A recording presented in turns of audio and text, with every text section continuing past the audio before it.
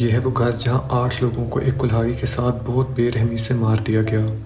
लेकिन ये किसने और क्यों किया आज तक किसी को पता नहीं चल पाया। और ये क्या कहानी है मैं आपको बताऊंगा। ये बात 1912 की है। अमेरिका का एक छोटा सा टाउन था जिसका नाम विलिस्का था और वहाँ की पॉपुलेशन ऑलमोस्ट 2500 थी।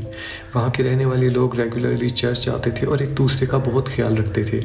वहाँ क्राइम रेट बहुत कम था और यही रीज़न थी कि वो लोग अक्सर अपने घरों के दरवाजे लॉक भी नहीं किया करते थे। अब वहाँ एक फैमिली रहती थी जिसमें हस्बैंड वाइफ और उनके 4 बच्चे थे।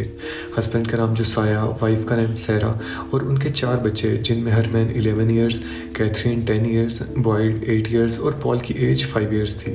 अब 9 जून 2012 को उन्होंने एक चिल्ड्रंस चर्च प्रोग्राम अटेंड करना था और वहाँ कैथरीन की 2 फ्रेंड्स भी आई थी जो ऑलमोस्ट उसी की एज की थी।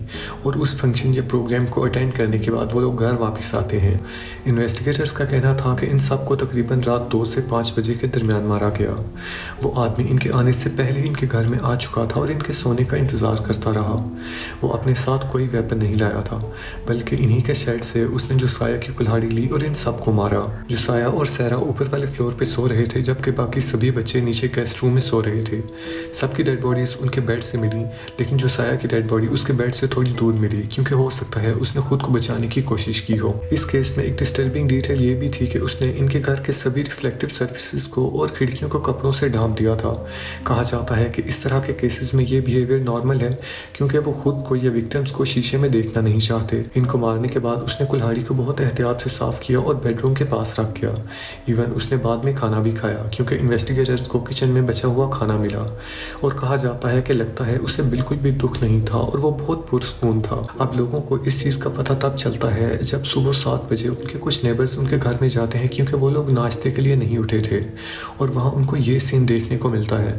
अब उनके घर में काफ़ी रश हो जाता है, लोग सभी चीज़ों को टच करने लग जाते हैं और उनके फुटप्रिंट्स लग जाते हैं।